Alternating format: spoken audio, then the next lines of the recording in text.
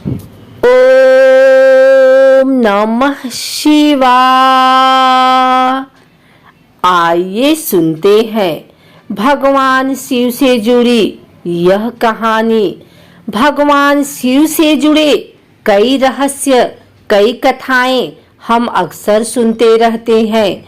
शिव परिवार यानी भगवान गणेश, कार्तिकेय, माता पार्वती, इनसे जुड़ी कथाएं भी हम कई बार सुन चुके हैं, लेकिन बहुत से लोग अभी तक इस बात से अनभिज्ञ हैं कि भगवान शिव की एक बहन भी थी। पौराणिक कथा के अनुसार जब माता पार्वती भगवान शिव से विवाह कर कैलाश पर्वत पर आई, तब वे कई बार उदास और अकेला महसूस करती थी। भगवान शिव तो अंतर्यामी हैं।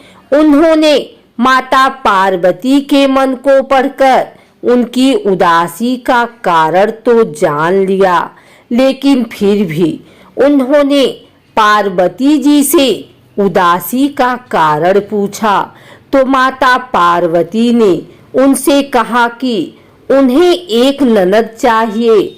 माता ने कहा, काश मेरी कोई ननद होती।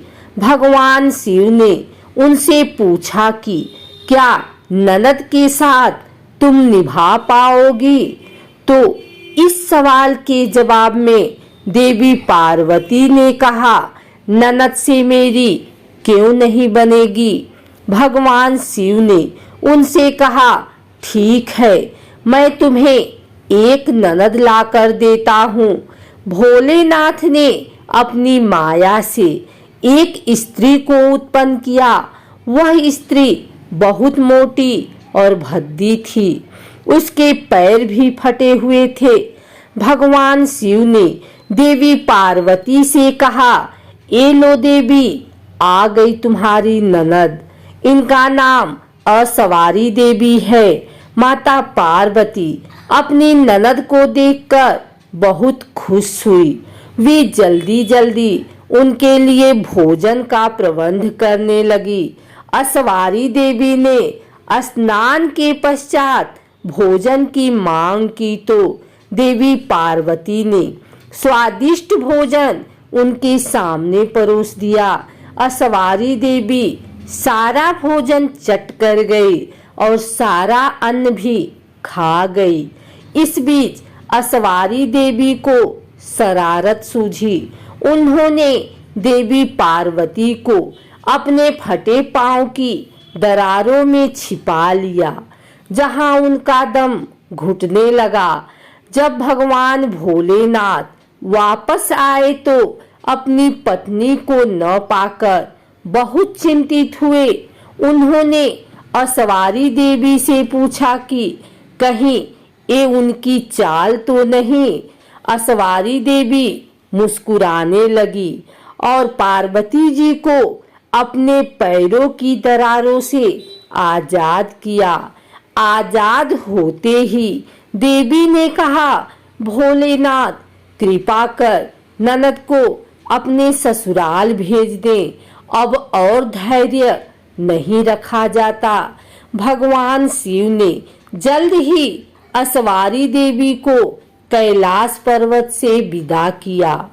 इस घटना के बाद से ननद भाभी के बीच छोटी छोटी तकरार और नोक-झोंक का सिलसिला प्रारंभ हुआ। भगवान शिव का ध्यान करने मात्र से मन में जो एक छवि उभरती है, वो एक बैरागी पुरुष की। इनके एक हाथ में त्रिशूल, दूसरे हाथ में डमरू, गले में सर्पमाला, सिर पर त्रिपुंड चंदन लगा हुआ है। भगवान शिव सर्वश्रेष्ठ सभी प्रकार के अस्त्र शस्त्रों के ज्ञाता हैं, लेकिन पौराणिक कथाओं में इनके दो प्रमुख अस्त्रों का जिक्र आता है, एक धनुष और दूसरा त्रिशूल। भगवान शिव के धनुष के बारे में तो यह कथा है कि इसका आविष्कार स्वयं शिव जी ने किया था, लेकिन त्रिशूल कैसे इनके पास आया, इस विषय में कोई कथा नहीं है। माना जाता है कि सृष्टि के आरंभ में ब्रह्मनाद से जब शिव प्रकट हुए तो साथ ही रज, तम, सत यह तीनों गुण भी प्रकट हुए। यही तीनों गुण शिव जी के 3 शूल यानी त्रिशूल बने। इनके बीच सामंजस्य बनाए बगैर सृष्टि का संचालन कठिन था। इसलिए शिव ने त्रिशूल रूप में इन तीनों गुणों को अपने हाथों में धारण किया। भगवान शिव के हाथों में डमरू आने की कहानी बड़ी ही रोचक है। सृष्टि के आरंभ में जब देवी सरस्वती प्रकट हुई तब देवी ने अपनी बीड़ा के स्वर से सृष्टि में ध्वनि जो जन्म दिया, लेकिन यह ध्वनि सुर और संगीत विहीन थी। उस समय भगवान शिव ने नृत्य करते हुए 14 बार डमरू बजाए और इस ध्वनि से व्याकरण और संगीत के द्वंताल का जन्म हुआ।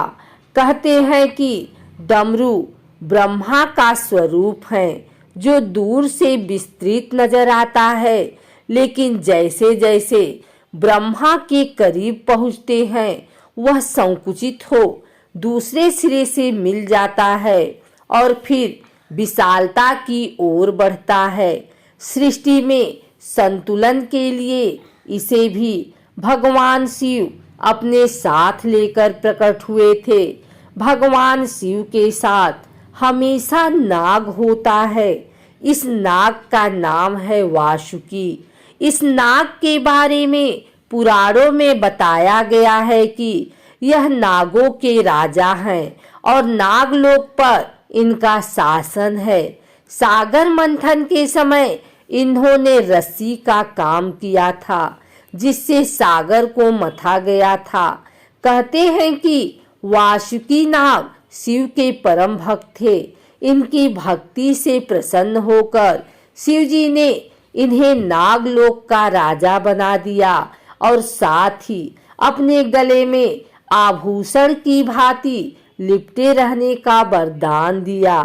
शिव पुराण के अनुसार चंद्रमा का विवाह दक्ष प्रजापति की 27 कन्याओं से हुआ था। यह कन्याएं 27 नक्षत्र हैं।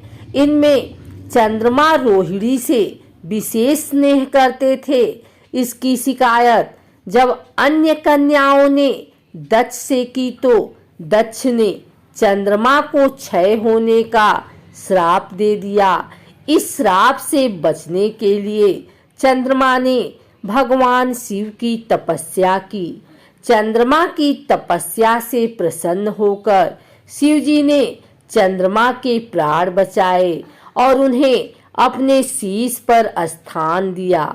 जहाँ चंद्रमा ने तपस्या की थी वह स्थान सोमनाथ कहलाता है।